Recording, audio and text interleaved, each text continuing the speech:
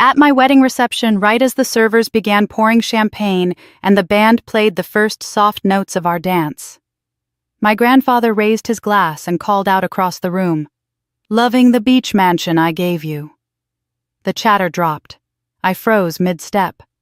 "What mansion?" I said, my voice cracking. I was never allowed to live there. The music stopped.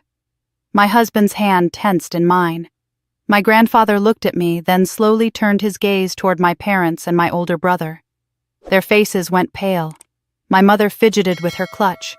My father looked at the floor, and Ryan. My brother turned a shade of white I'd never seen on him before. Then came the chaos. You see, just 3 months earlier, my grandfather had transferred ownership of a seaside estate, his wedding gift, to me. Only I never received it, never heard a word, never stepped foot inside. And in that moment, standing there in my wedding gown under fairy lights and rented chandeliers, I realized something was terribly wrong. And it was only the beginning. What came after that wasn't drama. It was war. What they took from me wasn't just a home. It was trust, legacy, and the life I was meant to build. But I took it all back. Every inch. Stay with me. Because this isn't just a wedding story. It's a reckoning. Charlotte Adams had always been the kind of woman who never liked a fuss. At 32, she had built a steady life on her own terms, working as an architect in San Francisco, known for her precision and quiet tenacity. The kind of person who remembered birthdays, who brought muffins to early meetings, who never raised her voice, even when she probably should have. Her engagement to Daniel seemed like the final puzzle piece, a man from a good family with a good job who never asked her to be anything other than composed. Their wedding had been planned with the same care she applied to her blueprints, every detail measured. Nothing too extravagant. Everything just so. The vineyard in Napa Valley shimmered under a gentle afternoon sun, the kind of golden light that turned even the simplest moments into something cinematic. Rows of chairs lined a perfectly manicured lawn. Guests wore muted tones, linen suits and pastel dresses, the kind of wardrobe reserved for events featured in lifestyle magazines. As Charlotte stood under a floral arch with Daniel by her side, she tried to quiet the small knot of unease in her stomach. She chalked it up to nerves. The ceremony moved like clockwork. Vows were said, rings exchanged, and when the officiant pronounced them husband and wife, the applause rippled through the crowd with polite warmth. Glasses clinked during the cocktail hour, laughter floated over the sound of a live jazz trio, and Charlotte's mother Vivian busied herself adjusting tablecloths and whispering notes to the event planner. Gregory, her father, looked on from the sidelines, content to let the show run without interference. Ryan, her older brother, moved easily among the guests, shaking hands and flashing the kind of smile that could sell a lie and make you thank him for it. Charlotte sat beside Daniel at the head table as the toasts began. One by one, friends and relatives stood offering carefully curated anecdotes about love and growth. Then Walter Adams, her grandfather, stood up. He didn't need a microphone. Even in his late 70s, his voice carried with the kind of weight that made people listen. Dressed in a sharp navy suit, his silver hair combed back, he held his champagne glass with a steady hand. To Charlotte and Daniel, he began, his voice smooth with a hint of gravel like well-worn wood. "May your love be strong, your foundation steady, and your home, especially the one by the sea, bring you joy for years to come." There was a light ripple of polite laughter until he continued. "I hope you're enjoying the beach house I gave you earlier this year, sweetheart. It's not every day I hand over prime Caramel Point real estate." Charlotte's smile froze. She turned toward her grandfather slowly, like she'd misheard him. The room, full of low conversations and clinking glasses, fell completely still. "What beach house?" she asked, not loudly, but just enough that it cut through the quiet. Walter chuckled lightly as if she were joking. "The one in Caramel. February. I had the deed transferred to your name." "Didn't anyone tell you?" Charlotte's eyes scanned the room. Daniel's hand twitched slightly on the tablecloth. Vivian looked like she had forgotten how to blink. Gregory suddenly found something interesting about his cufflinks. But it was Ryan who caught her attention. He was pale, then red, then carefully neutral. His jaw clenched and he looked away, sipping his drink too quickly. "I never heard about any house," Charlotte said this time louder. Murmurs erupted. The buzz of confusion swelled like static. Someone near the bar gasped. Another whispered, "Oh my God," too loudly to be discreet. Walter's gaze moved from Charlotte to Vivian, then to Gregory, then settled on Ryan. His smile disappeared. "You didn't tell her," he asked, not accusingly, but with the steady disbelief of someone piecing together betrayal in real time. "Is that what this is?" Vivian stood, placing her napkin on the table. "Dad, maybe now's not the time I think it is," he said sharply, his voice no longer warm. "She deserves to know." Charlotte pushed back her chair. It scraped loudly against the floor. Her chest tightened as a dozen things began to click in her mind. A conversation she'd overheard last month between Ryan and her parents about property taxes. Daniel deflecting her suggestion for a honeymoon near the coast. A sudden discomfort any time the topic of real estate came up at dinner. Her own wedding reception felt suddenly foreign, like she had stepped onto someone else's stage. She didn't cry, not then, but the pressure behind her eyes pulsed like a warning. Walter reached into his jacket pocket and pulled out his phone. A few taps. Charlotte's phone buzzed in her clutch. She pulled it out, read the message. "Meet me tomorrow. Come alone." She looked up. He was already leaving the mic stand, walking slowly back toward the edge of the tent, past the curious, confused stares of family and guests. He didn't look back. The rest of the evening passed in a blur of small talk and brittle smiles. Daniel tried to comfort her with empty words and cooler-than-necessary champagne. Her mother kept urging her to just let it go until Charlotte finally stopped responding. Ryan never approached her again. And though her father gave her a weak smile across the dance floor, it faded before it reached his eyes. Charlotte stood near the edge of the vineyard as the sun dipped behind the hills. Somewhere behind her, guests laughed and music played. But she felt like she was outside of it all, no longer the bride, no longer the obedient daughter, or the forgotten sibling. She was someone else now. And tomorrow she would find out who. Charlotte didn't sleep much that night. After the shock of the wedding toast, and the silent tension that followed, her body moved through the rest of the evening on autopilot. She danced when expected, smiled when cameras pointed her way, and thanked guests with words she barely remembered saying. But behind her poised expression, her mind kept replaying her grandfather's words. The beach house. A gift. Everyone's face, especially Ryan's, went pale, and then nothing. No one explained. No one said a word. At 9:15 the next morning, she parked her car on a quiet street overlooking the ocean in Santa Barbara. The sun was already warm, the breeze carrying the scent of eucalyptus and sea salt. The address her grandfather had texted led to a Mediterranean-style home nestled behind an ornate wrought iron gate. The stucco walls were soft white and bougainvillea spilled over the terrace in vibrant pinks. The kind of place Charlotte used to dream about when she was a girl. She pulled up to the call box and pressed the buzzer. Name, a clipped male voice asked. "Charlotte Adams," she replied, adjusting her sunglasses. There was a pause. "I'm sorry, ma'am. This residence is under Ryan Adams. Do you have an appointment?" Charlotte's throat tightened. "I believe this house was gifted to me by Walter Adams. I'm his granddaughter. Please just let me speak to someone inside." "I can't do that," the man said. Mr. Adams gave explicit instructions. No access unless he's present. Before she could respond, the gate creaked open.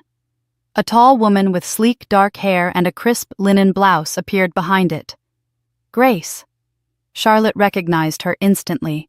Her sister-in-law's expression was unreadable, cool, polite, but not unfriendly. "It's fine, Tom," Grace called to the guard. "I'll handle it." Charlotte stepped out of the car, slowly unsure of how to approach this interaction. Grace gestured for her to come inside.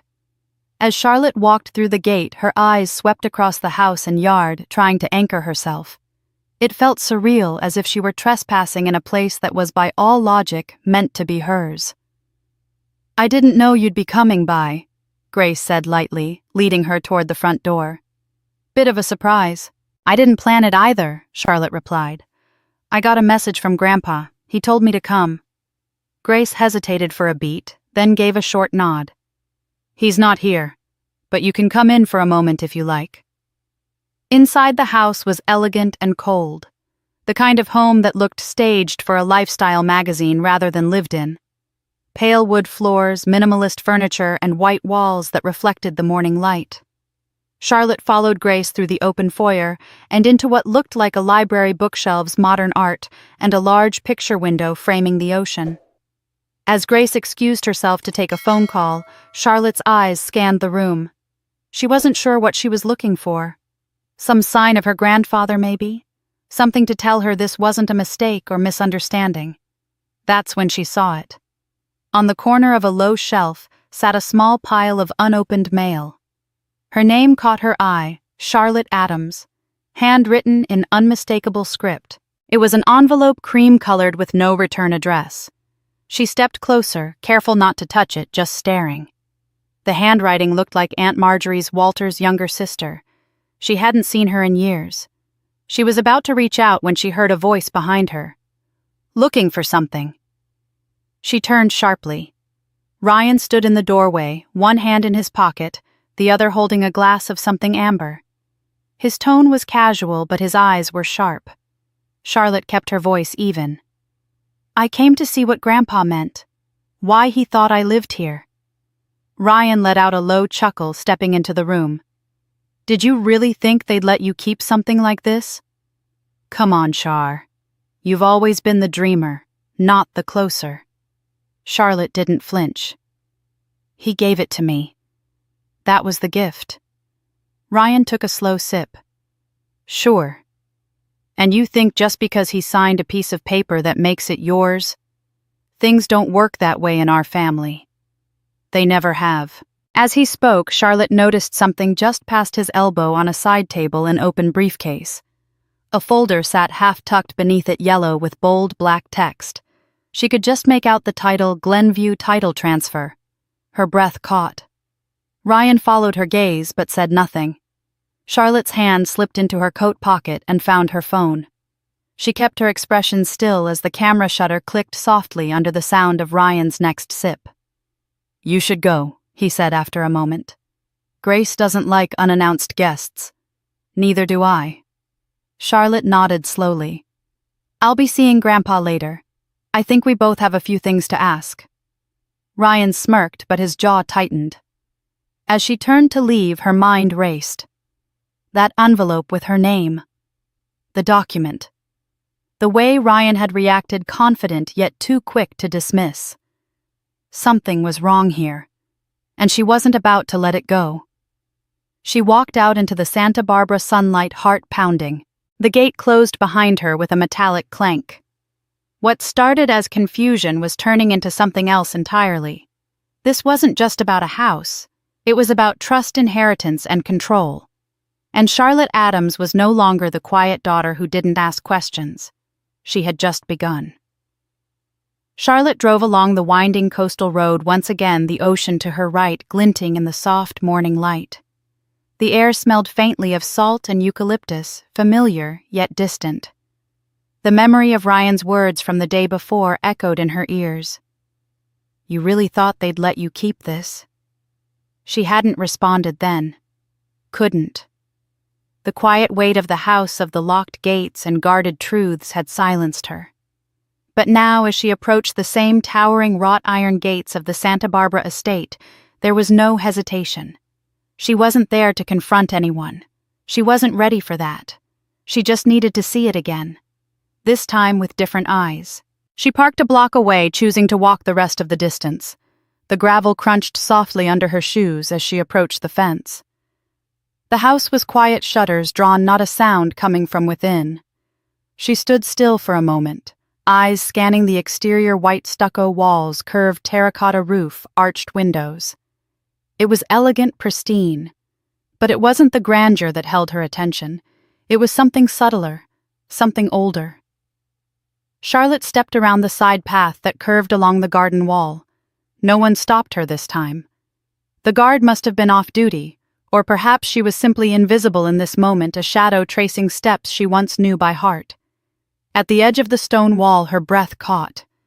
There it was, the tree, the lilac tree, still standing. It was taller now, of course. Its thin trunk had thickened roots more firmly gripping the earth, but it leaned just slightly toward the gate the way it always had. Charlotte walked closer, kneeling beside it. Her fingers brushed along the bark, rough, weathered, but unmistakably familiar. She was 8 when she and Grandpa Walter planted it. It had been spring, and he'd brought the sapling in the back of his truck, carefully wrapped in burlap and hope. "This one's yours," he had said, patting the ground. "Lilacs are stubborn and gentle, just like you." They had dug the hole together, her hands covered in dirt, his voice humming an old Navy tune as they worked. It was the first thing she'd ever grown, and it was still here. She blinked, and suddenly the memories poured in like a summer storm. The wind chimes that used to hang from the pergola, the soft creak of the porch swing where she used to curl up with a book the way the hallway always smelled faintly of lemon polish and her grandmother's perfume.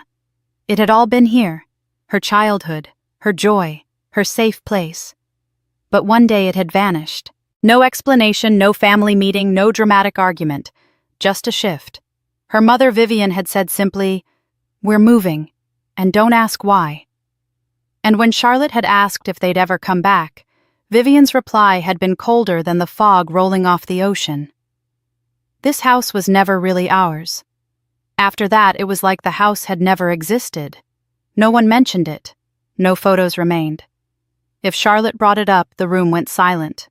Her father would clear his throat. Her mother would change the subject. Ryan would smirk. But now she knew. The house hadn't disappeared. It had just been taken. Her hand closed around the edge of a stepping stone as she sat on the ground. Her eyes traveled up the house's facade, now aware of every corner, every memory layered beneath stucco and new paint. It wasn't just a house. It was the container of everything she had once loved before she was told it was never hers to love. And now it belonged to Ryan. Charlotte stood slowly, brushing her skirt off. The ache in her chest wasn't just from betrayal. It was grief. Not for the house itself, but for the little girl who had once believed she belonged somewhere, that she mattered enough to be remembered. She turned her gaze back to the tree. A few blossoms had already opened, small, delicate lilac clusters reaching toward the sun. Charlotte smiled faintly despite herself. It was still blooming. Despite everything. Despite the silence and the theft and the years of being erased, it had bloomed. Just like her. She took one more look at the house, memorizing it again, not as a stranger looking in, but as someone reclaiming what had once been part of her soul. She didn't knock on the door, didn't confront Ryan or Grace. That moment would come, but not today. Today wasn't about confrontation. It was about confirmation. She wasn't crazy. She wasn't imagining things. This place had been hers. The lilac tree had proven it. And deep down, she now knew the truth. They hadn't just stolen a property. They had tried to erase her. But Charlotte Adams was no longer the girl who stayed quiet when doors closed. She was a woman now. One with questions that deserved answers and roots that went far deeper than they thought. She left the garden silently, pulling out her phone only once to take a photo of the tree. Not to post or share, just to keep. A timestamp. A truth. As she made her way back to the car, the coastal wind caught the hem of her jacket and swept her hair across her face. She didn't bother fixing it.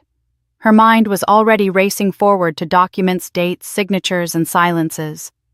The next step would not be an emotional one. It would be precise. Because this wasn't just about a house anymore. It was about legacy, and hers was no longer something she was willing to let others define.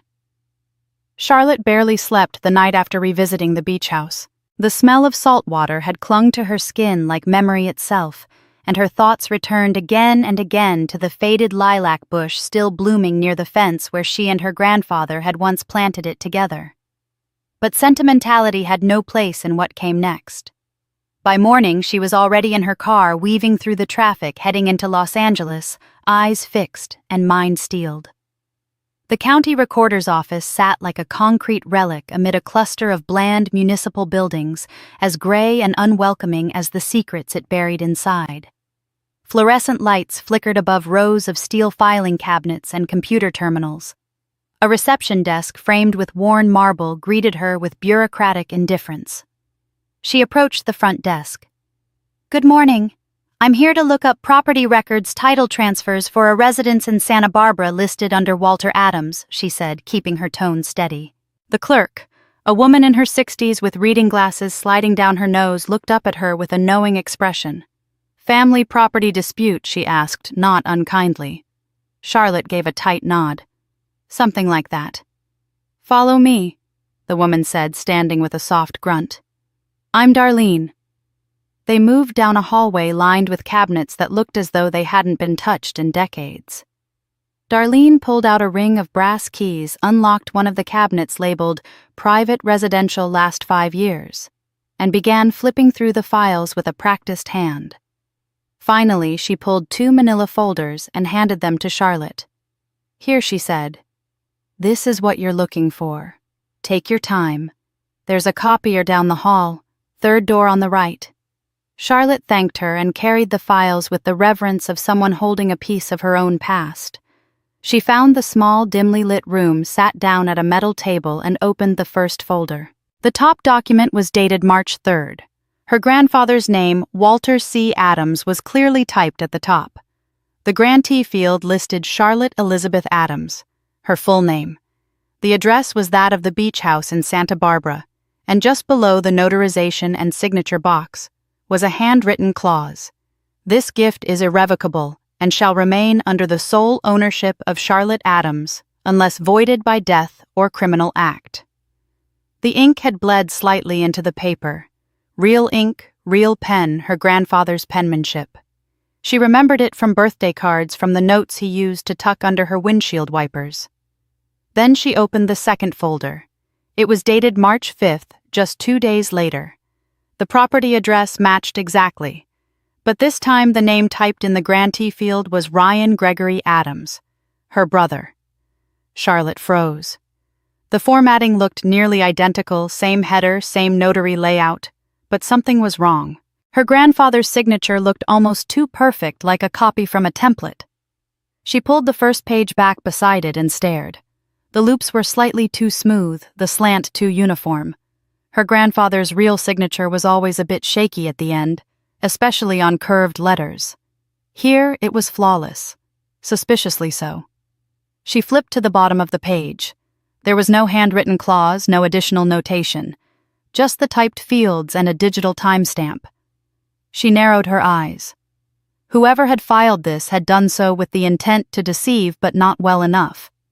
Without hesitation, Charlotte pulled out her phone, opened the scanner app, and began capturing each page. Once saved, she backed the files up to her cloud account, then emailed them to herself at 2 separate personal addresses.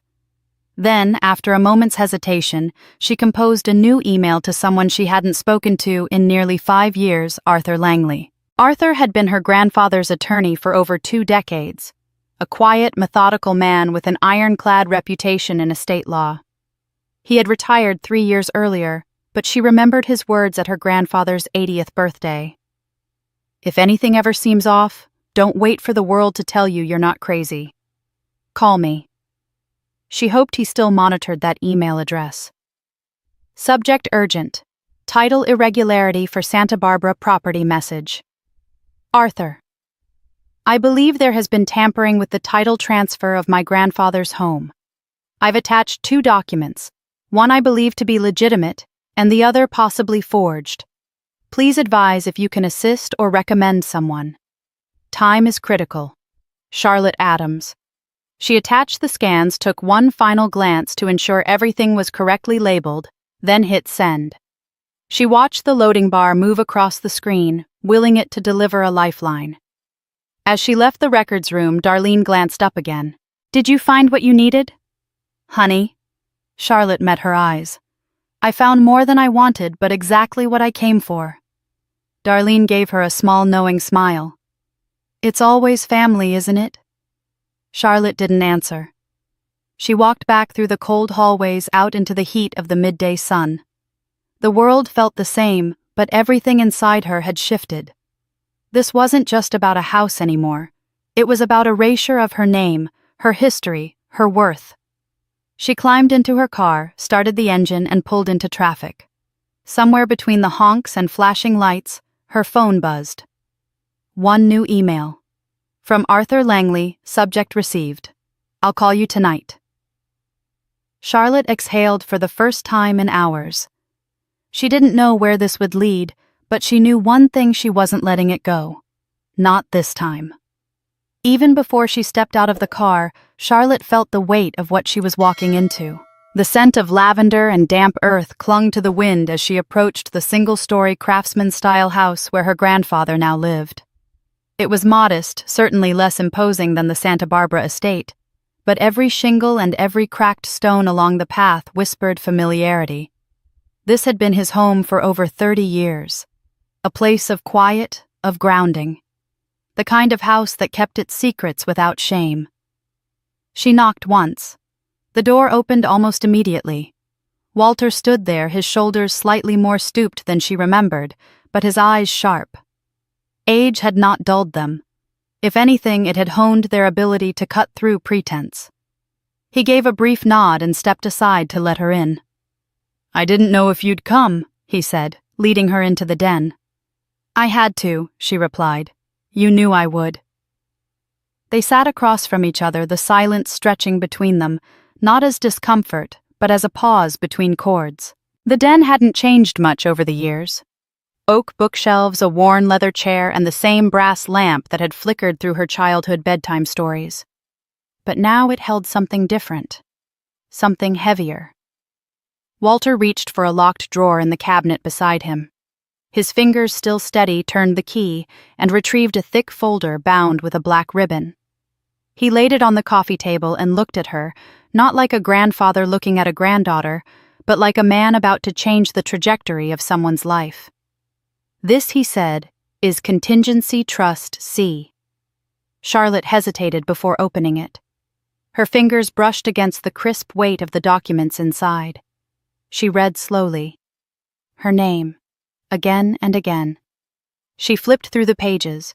One outlined full ownership of the Santa Barbara beach property. Another detailed a 40% controlling interest in the Addams Family Foundation, a trust that had quietly donated millions over the years to veterans' housing projects and youth scholarships.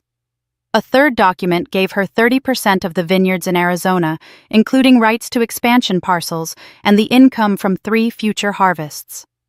This is all mine," she asked quietly, still scanning for some catch. "It has been," Walter said, "since the day I realized no one else in this family deserved it." Charlotte looked up, stunned. Walter leaned forward. "You never asked for anything, Charlotte. Not when your mother iced you out of the family events. Not when Ryan took credit for your university grant work. You were quiet. Too quiet. But you watched. And you waited. That takes strength. Not silence." She sat back speechless. Walter's voice softened, but there was steel beneath the calm. "Vivian came to me last year after I was in the hospital. She brought a new will. Said it was time to simplify the estate, make Ryan the sole trustee. She framed it like concern. Said I wasn't thinking clearly anymore. You didn't sign it, did you?" Charlotte's voice tightened. "Oh, I signed it," he said with a bitter laugh. "But not before taking it straight to Arthur Langley. And not before filing this." He gestured to the folder. "Everything in that revised will was invalid. Arthur helped me establish this trust quietly, legally, and in full compliance. That other document." She thought it meant something. It doesn't. It was a performance, a power grab. But this is the real endgame. Charlotte flipped through the pages again.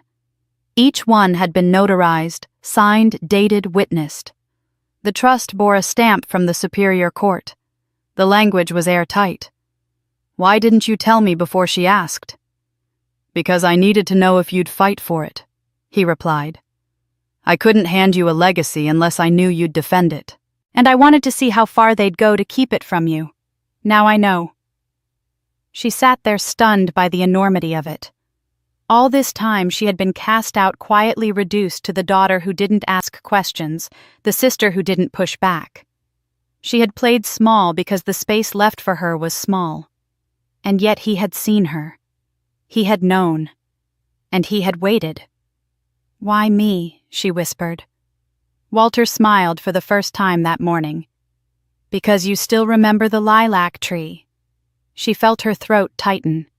"You didn't forget where you came from, and you never tried to buy your way back in. That tells me everything I need to know about how you'll handle what's coming." Charlotte set the folder down gently as if it were something alive.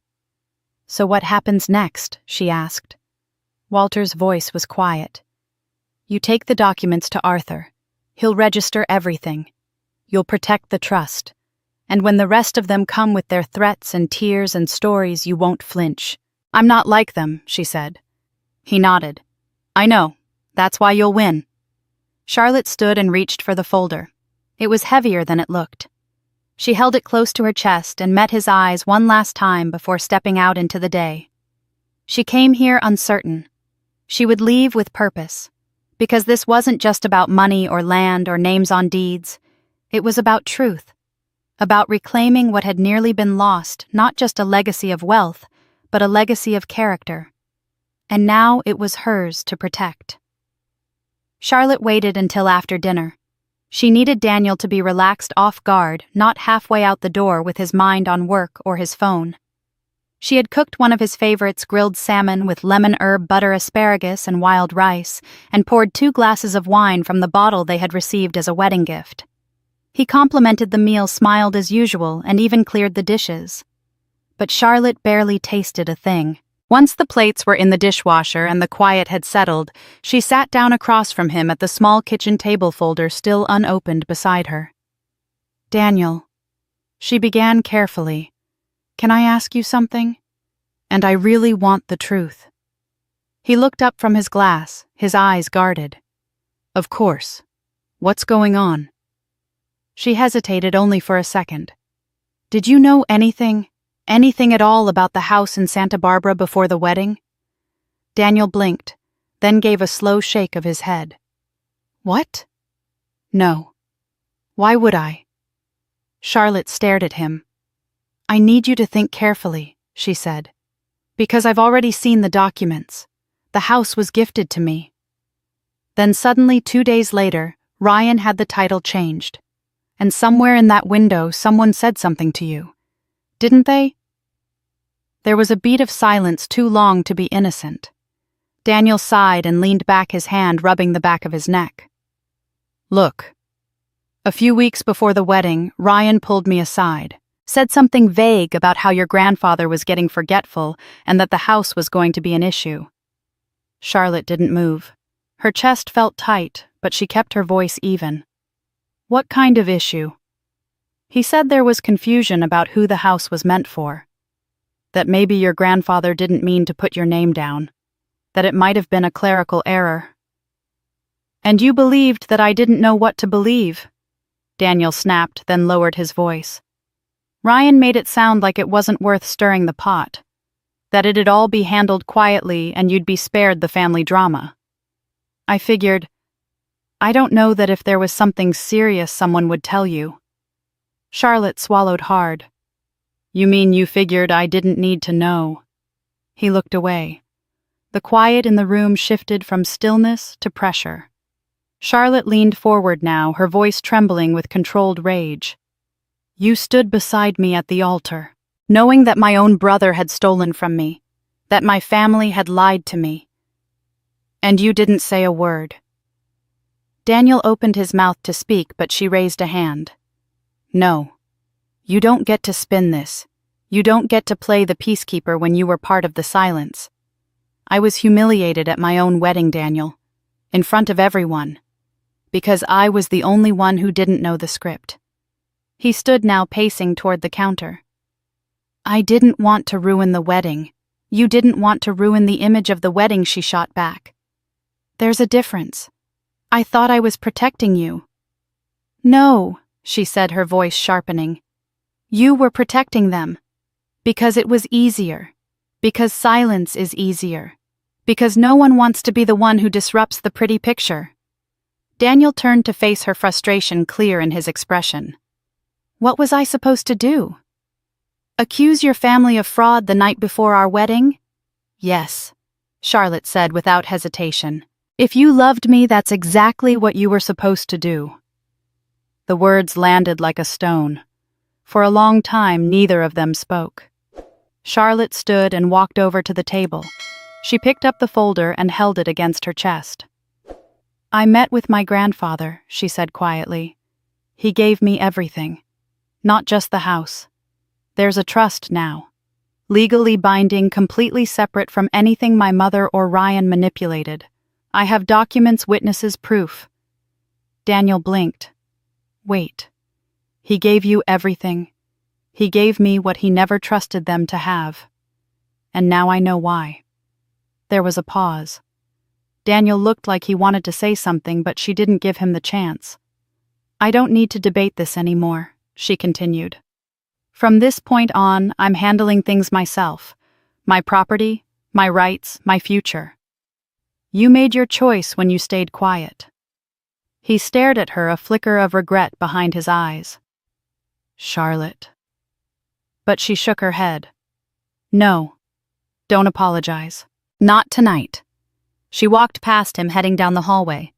As she reached the bedroom door, she turned back once more. I don't know what happens next for us, she said. But I do know this.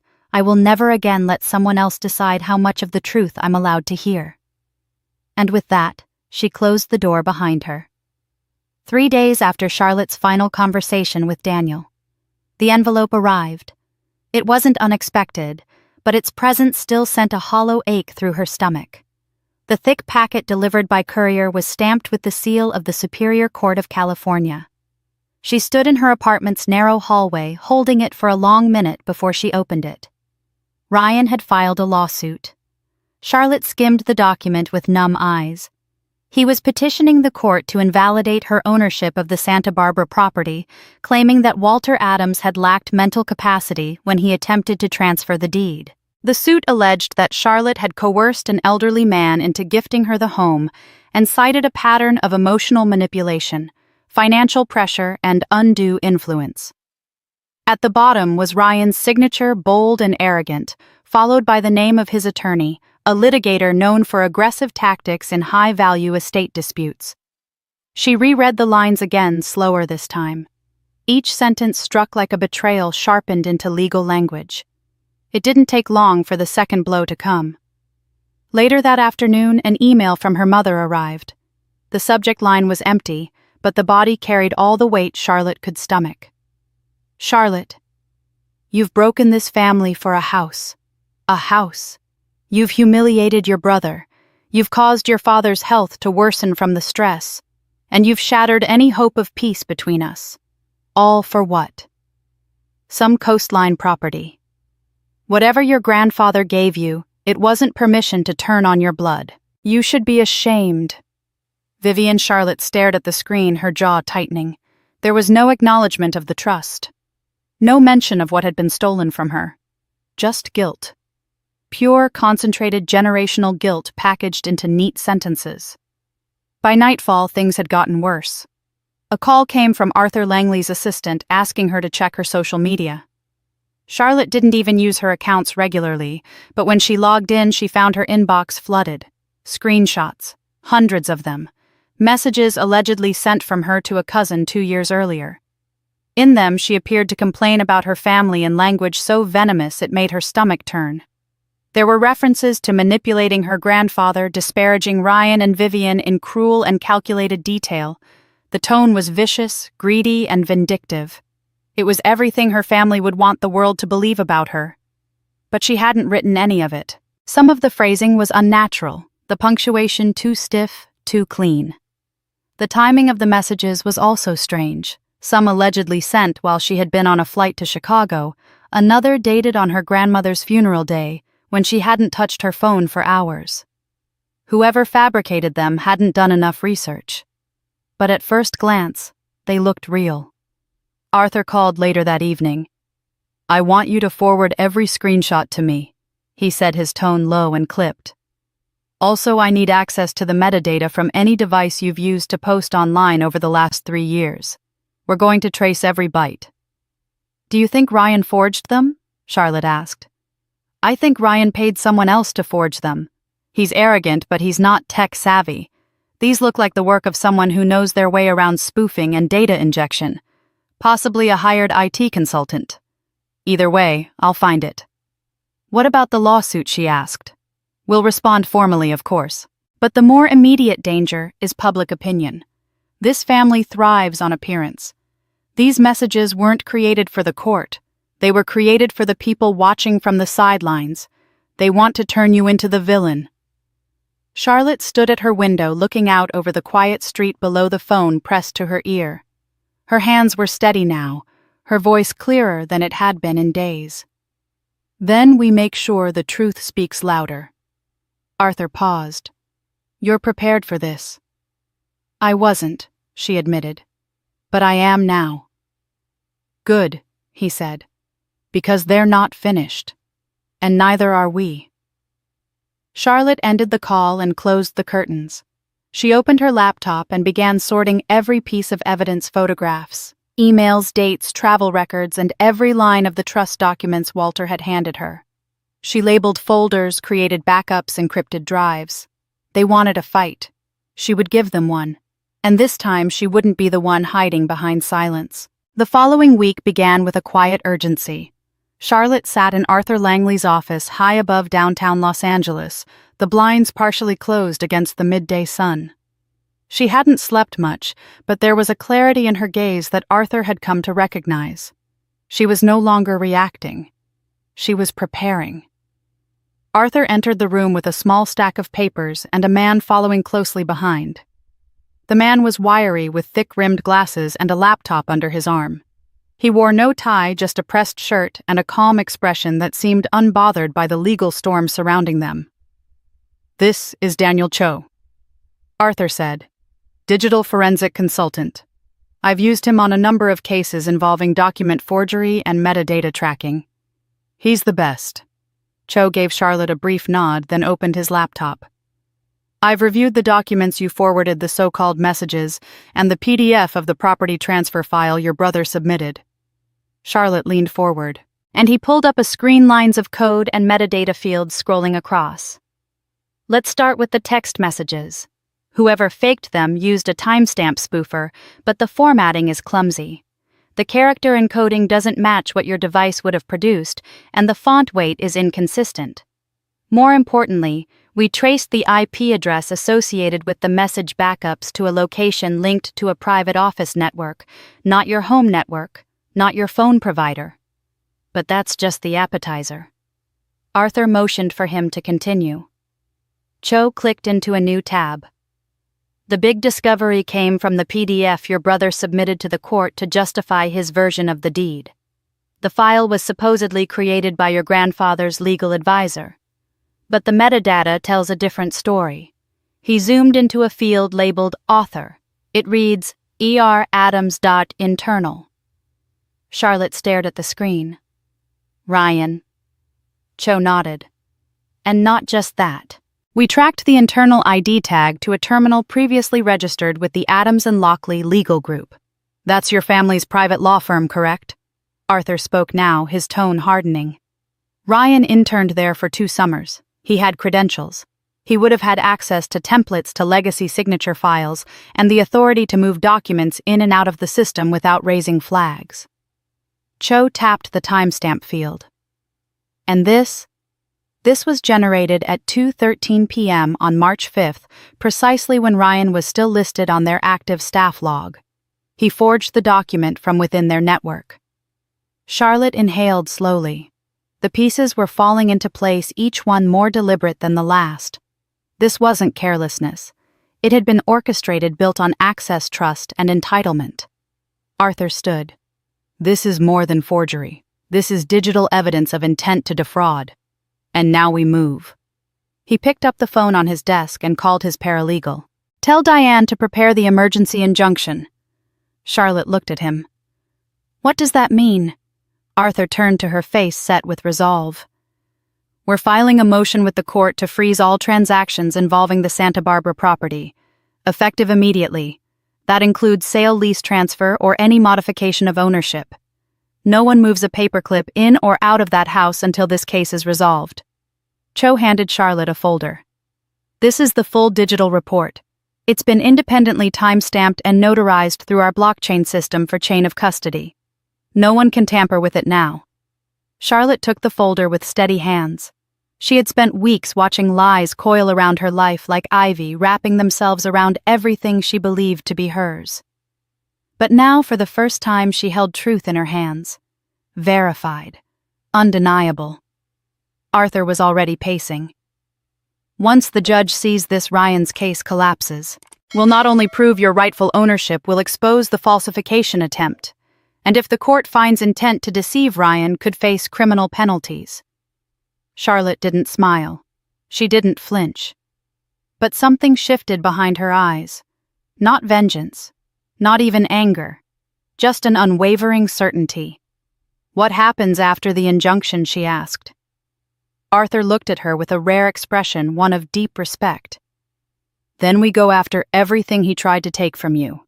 And we take it back. Within the hour, the injunction was filed. Charlotte signed the affidavits in triplicate, reviewed the exhibits, and watched as Arthur submitted the packet to the court's digital system under expedited review. By the time the sun began to set, the Santa Barbara County Recorder's Office had received the freeze order. Charlotte received a notification confirming the restriction on the deed. For the first time since her grandfather's wedding toast, the momentum had shifted. Ryan had made the mistake of believing her silence meant weakness.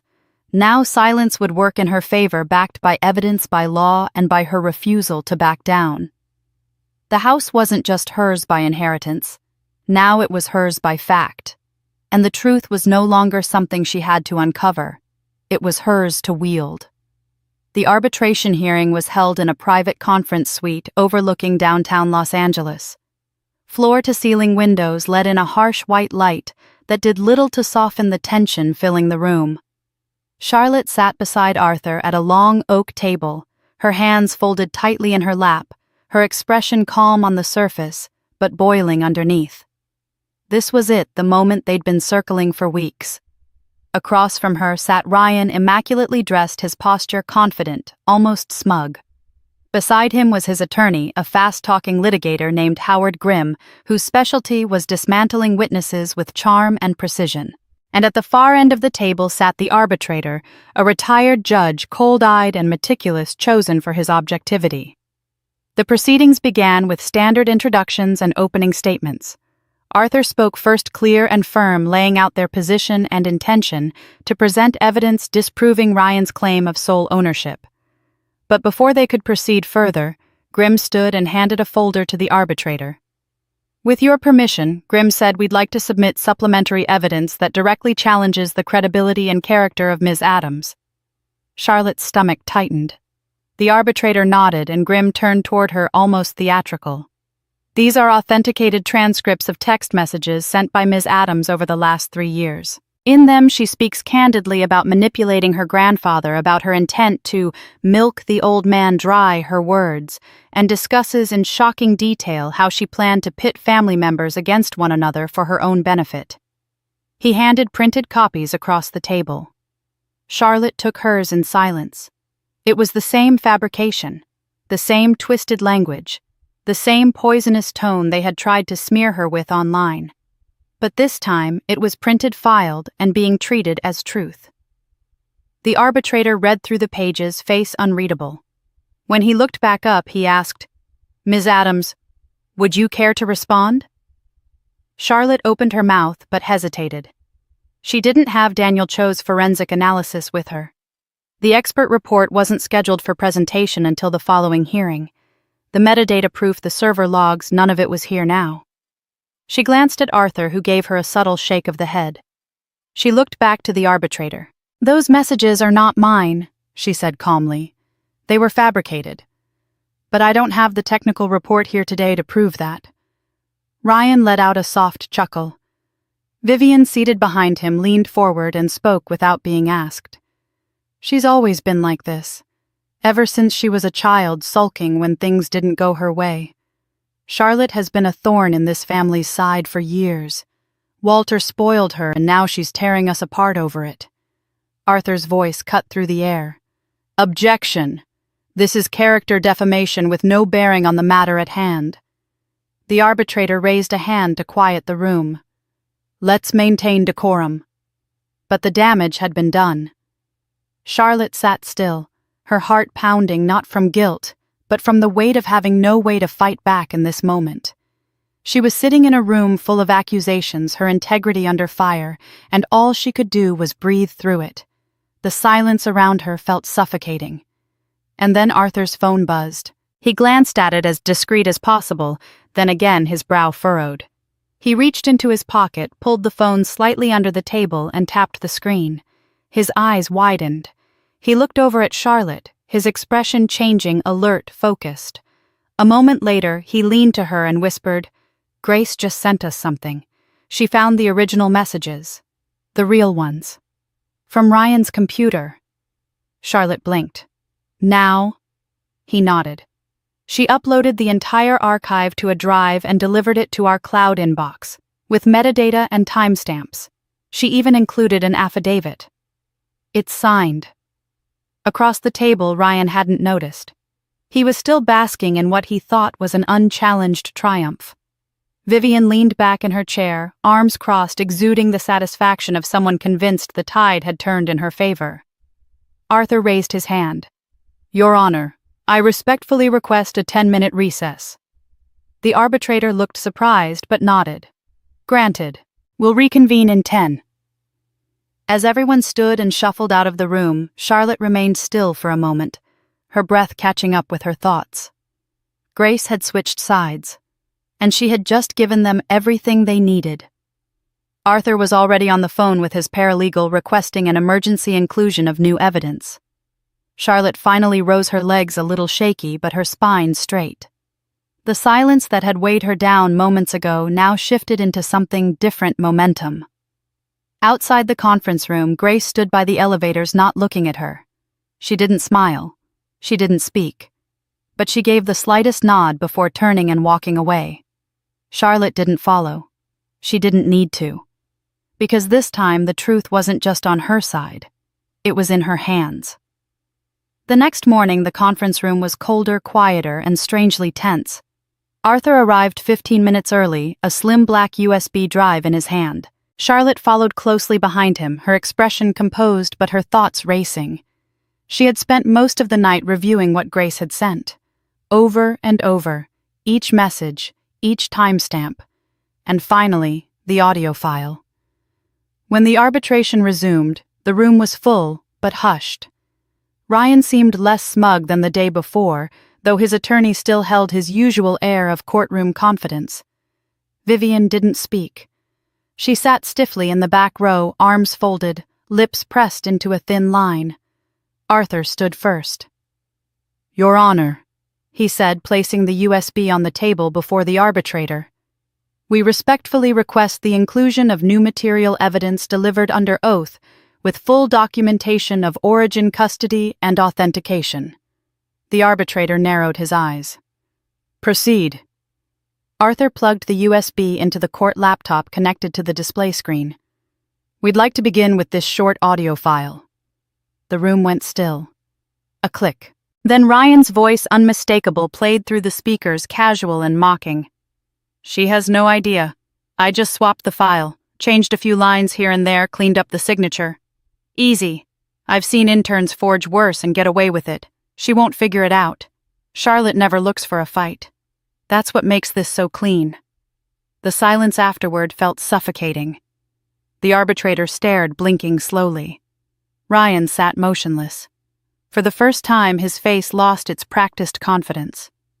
Arthur continued, his voice firm.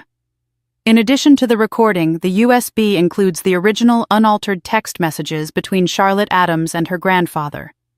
I'll present a brief excerpt now. He navigated to a PDF file, projecting it onto the screen.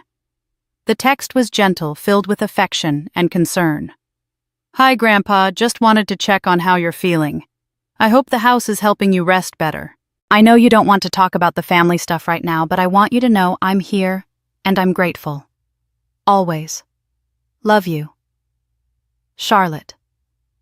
The arbitrator looked from the screen to Ryan, then back to Arthur. And you're certain these messages are real? Arthur handed over the notarized forensic report, verified through internal system logs, encrypted backups, and Grace Adams' sworn affidavit. All documentation is available for the court to examine. Ryan finally spoke. That's not admissible. But his attorney placed a quiet hand on his arm. Ryan, he warned under his breath. The arbitrator raised a hand. Enough. He leaned back in his chair, taking a long breath. I will need time to review this fully. Effective immediately, the arbitration is suspended. We will reconvene tomorrow morning. I will be making a formal recommendation at that time. Arthur nodded. Thank you, Your Honor.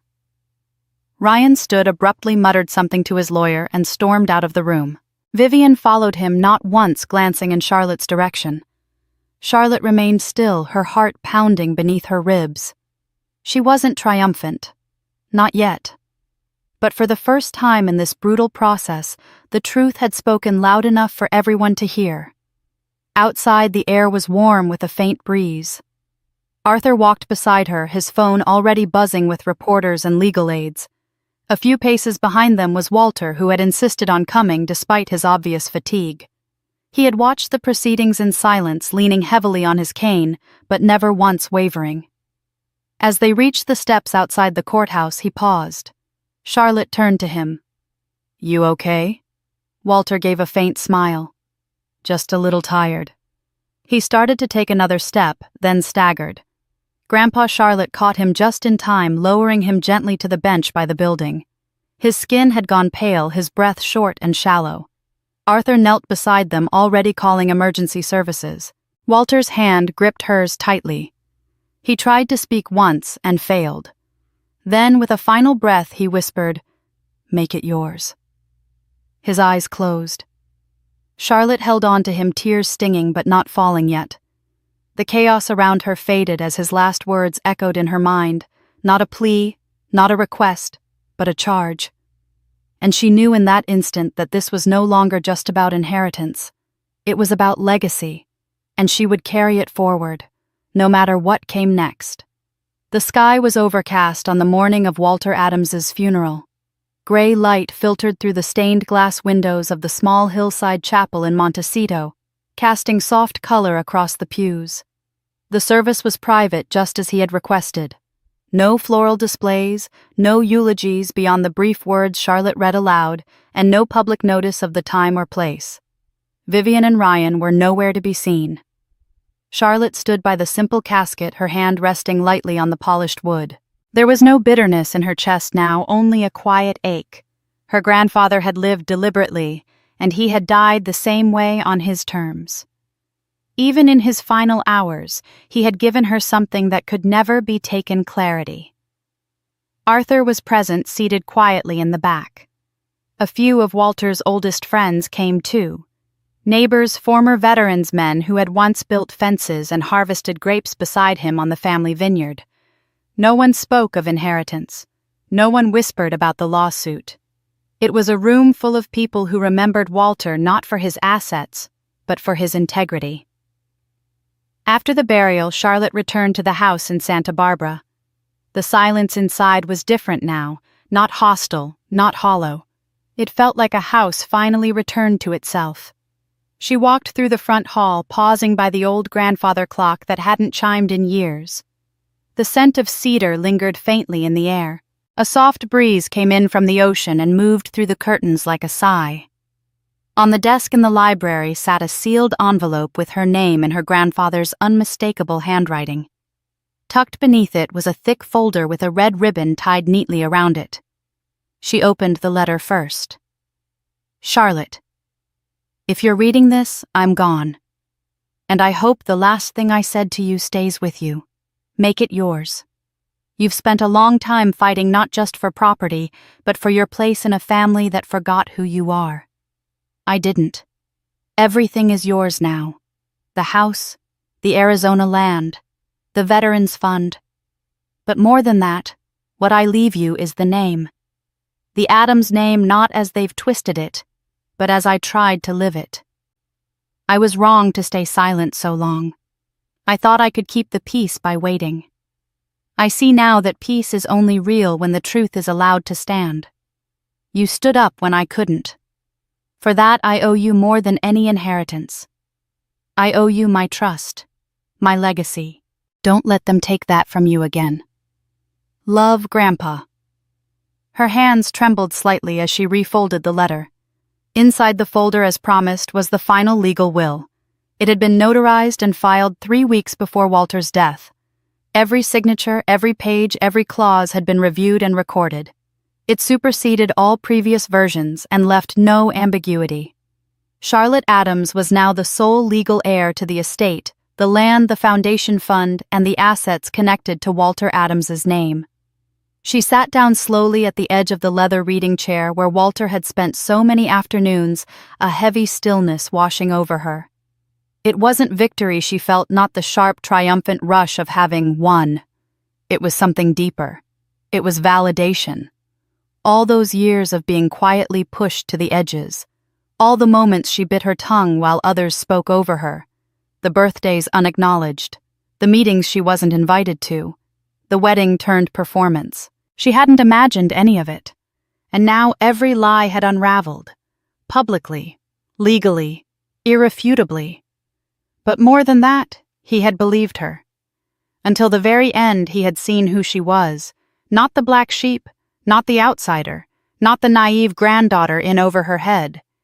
He had seen a survivor. A rightful heir. She walked to the window that overlooked the cliffs and the sea beyond, clutching the letter to her chest. The waves crashed against the rocks below in steady rhythm, not unlike a heartbeat. This view, this house was hers now. But the responsibility that came with it was larger than any title. Charlotte took a deep breath. Tomorrow there would be more documents to sign. Arthur would arrange the official transfers. The media might still dig. Ryan and Vivian might try again. But none of that mattered now. Because today she finally stood on ground that could not be moved. Not given by convenience. Not borrowed by favor. But earned through fire, through silence, through truth. And she would carry it forward. The restoration took months.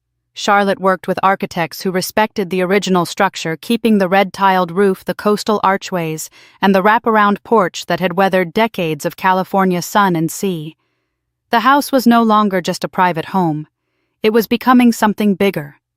With the vineyard in Arizona now generating income again and the estate fully secured, Charlotte directed a portion of the proceeds toward building a community center on the southern edge of the property. It would offer literacy classes, veteran support, and mentorship for at-risk teens.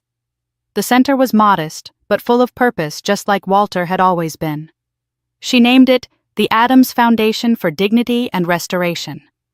Each room was designed to feel welcoming, from the small art studio tucked into the back hallway to the kitchen where volunteers could serve meals. Charlotte spent time there every week helping organize teaching grant writing skills, sometimes just listening. She didn't advertise her involvement. There were no plaques with her name. It wasn't about that. One late afternoon, as summer began to retreat into early fall, Charlotte was finishing some work in the library when she heard soft footsteps on the porch. She glanced up through the window. A young girl, mid-teens, brown hair, backpack slung low, stood hesitantly at the gate. It was Lily. Charlotte hadn't seen her since before the hearing. The girl looked older now, more guarded, but the same inquisitive eyes remained. Charlotte stepped outside and opened the gate. "Hi," Lily said. "Hi, sweetheart," Charlotte replied gently. "Do you want to come in?" Lily nodded. They walked inside and settled at the kitchen table. Charlotte poured her a glass of lemonade and waited. After a moment, Lily looked up. "Dad always said you stole everything. That you tricked Grandpa. That the whole court thing was fake. He still says that." Charlotte kept her voice steady. "And what do you think?" Lily hesitated, then reached into her backpack and pulled out her phone. I found this a few weeks ago. It was in one of Grandpa's old folders on a flash drive. I think he recorded it by accident. Or maybe on purpose. She tapped the screen. A recording played. Walter's voice clear and resolute. I'm not confused. I know exactly what I'm doing. I gave that house to Charlotte because she's the only one who ever asked what I needed. The rest, they only ever asked what I could give. Then silence. Lily looked at her. I think he trusted you more than he ever trusted Dad. Maybe more than anyone. Charlotte felt something tighten in her chest. Not pain, not relief. Something quieter, deeper. A kind of peace she hadn't known in years. She reached into a small dish on the counter and pulled out an old brass key. She placed it in Lily's hand. Your grandfather used to hide this under the loose stone by the front door. He told me once, this house should always have someone in it who remembers what it cost to build. Lily looked down at the key. You don't have to take sides, Charlotte said softly. But when you're ready, the door will open. Lily didn't speak. She simply nodded, closed her fingers around the key, and left the same way she'd come in silence, but not in fear. That evening, as the sun dipped below the horizon, Charlotte stood on the front porch, the sky painted in streaks of gold and amber. The ocean whispered in the distance. In the garden, the lilac tree she and Walter had planted long ago swayed gently in the breeze. Her eyes fell to the bronze plaque mounted beside the entryway. In honor of Walter Adams, a house reclaimed, a name restored. She touched it lightly with her fingertips. This was never about revenge. It was about truth. About choosing to end a legacy of silence not with bitterness, but with rebuilding. Behind her, the house glowed with the warmth of new beginnings. Laughter echoed from the community kitchen where volunteers were still gathered. Children's voices rang from the reading room. The future was here, and she had the key. Thank you for staying with us until the end of Charlotte's story, a journey not just of reclaiming a house or inheritance, but of reclaiming the truth, her dignity, and the legacy her grandfather entrusted to her. In the end, what mattered most wasn't the courtroom victory, but the quiet, unwavering belief that healing is more powerful than revenge, and that carrying forward someone's values can be the greatest form of justice. What did you think of Charlotte's choices? Have you ever experienced a moment when standing up for yourself meant standing alone? We'd love to hear your thoughts in the comments below. If this story moved you or made you reflect, don't forget to subscribe to our channel. We have many more emotional, powerful, and thought-provoking stories waiting for you, stories of resilience, betrayal, redemption, and hope. Thank you for watching, and we'll see you in the next one.